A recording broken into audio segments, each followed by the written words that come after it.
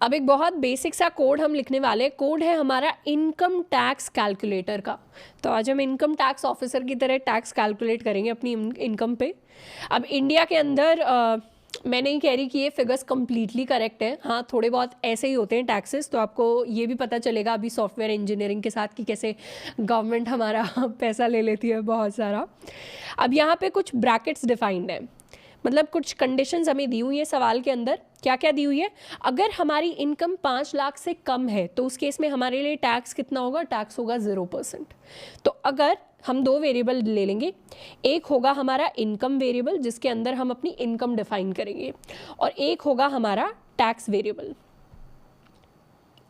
जिसके अंदर हम अपने टैक्स को कैलकुलेट कर रहे होंगे। तो इसको हमें कैलकुलेट करना है। दूसरी कंडीशन ये है कि अगर आपकी इनकम 5 से 10 लाख के बीच में है तो उस केस में टैक्स हमारे पास लगता है 20%, और अगर किसी की इनकम 10 लाख से ऊपर है तो उन्हें टैक्स देना पड़ता है 30%। तो इस तरीके से हम यूज़र से क्या करेंगे, एक इनकम इनपुट ले लेंगे और उस हिसाब से उनका कितना टैक्स बनता है जो इस साल उन्हें पे करना पड़ेगा उसको हम प्रिंट करवा देंगे।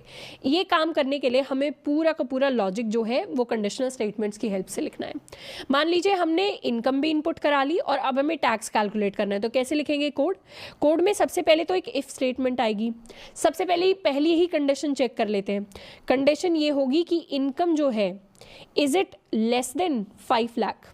अगर लेस देन 5 लाख है तो उस केस में टैक्स कितना होगा? उस केस में हम टैक्स को प्रिंट करवा देंगे एज 0। उसके बाद दूसरी कंडीशन, एल्स इफ इनकम जो है is it greater than equal to 5 lakhs and income is less than 10 lakhs। उस केस में हम टैक्स को क्या करेंगे? टैक्स को हम प्रिंट करवा देंगे 20% ऑफ इनकम हमें प्रिंट करवाना है। तो इनकम मल्टीप्लाइड बाय 0.2, ये हो जाएगा हमारा टैक्स। और तीसरा क्या होगा? तीसरी होगी हमारी एल स्टेटमेंट जिसके अंदर हम प्रिंट करवा रहे होंगे टैक्स। अब तो बाकी सारा ग्रेटर देन 10 lakhs वाला ही ब्रैकेट बच गया, तो ग्रेटर देन 10 lakhs वाले ब्रैकेट के लिए 30% टैक्स हम प्रिंट करवा रहे होंगे which is equal to income multiplied by 0.3। तो इस तरीके से हम कोड लिखने वाले। एक बार कोड को भी लिख लेते हैं। सबसे ऊपर बनाएंगे अपनी स्कैनर क्लास, यूज़र से इनपुट लेने के लिए अपनी इनकम को। एक इंटीजर वेरिएबल बना लेते हैं। हम एज्यूम कर रहे हैं कि इंटीजर में ही आ रही है, मतलब फुल नंबर्स में ही सैलरी मिल रही है हमें, कहीं से हम अर्न कर रहे हैं। तो इसको लिख देंगे income is equal to sc dot next int. तो आप भी बड़े हो जाएंगे और कोडिंग सीख लेंगे तो अपना खुद का टैक्स कैलकुलेटर बना सकते हैं। Income is equal to sc dot next int. अब यहाँ पे लिखेंगे कंडीशन 1। कंडीशन 1 कहती है कि अगर इनकम हमारी लेस देन 5 lakhs है, 5 lakhs मतलब 5, अगर इस तरीके से हम 5 लाख लिख दें कॉमा के साथ तो ये गलत हो जाएगा क्योंकि नंबर्स में कॉमा नहीं लेता जावा। तो हम बिना कॉमा के सिर्फ ज़ीरोस लिखेंगे, 5 0 हमने लगा दिए। तो इस केस में क्या होगा? इस केस में हमारा जो टैक्स होगा, एक वेरिएबल बना लेते हैं इंट टैक्स।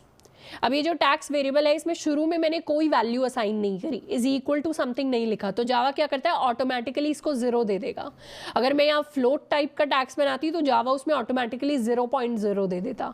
अगर मैं कैरेक्टर टाइप का बताती तो जावा उसमें ऑटोमेटिकली एक एम्प्टी कैरेक्टर डाल देता। तो जावा ने ऑटोमेटिकली इसमें 0 डाल रखा है पहले से, पर हम यहाँ अलग से भी डालेंगे। टैक्स क्या हो जाएगा? टैक्स हो जाएगा 0। एल्स इफ अगर हमारी जो इनकम है that is greater than equal to 5 lakhs, इसको कर लेते हैं copy paste, and income is less than 10 lakhs। तो इस वैल्यू के बीच में है, यानी 5 लाख से तो बड़ी है और 10 लाख से छोटी है, तो उस केस में टैक्स क्या होगा?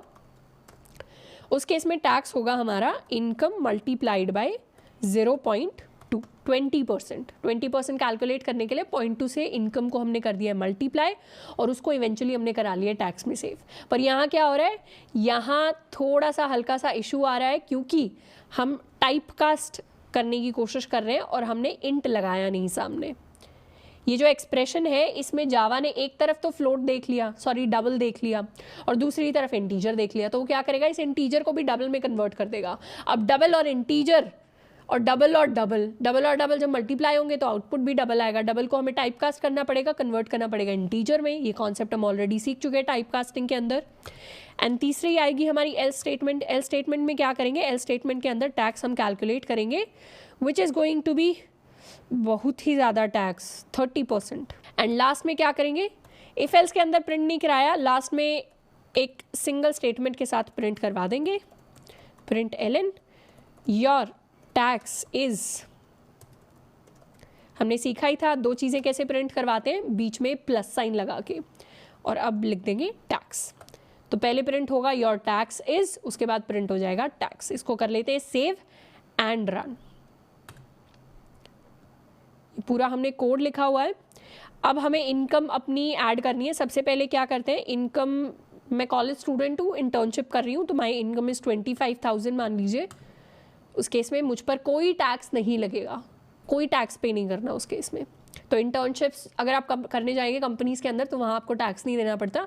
कंपनी काट भी लेती है तो आप टैक्स रिटर्न फाइल कर देते हैं और ईयर के एंड में वापस आपका जो टैक्स कटा था इंटर्नशिप्स का वो आपको वापस मिल जाता है।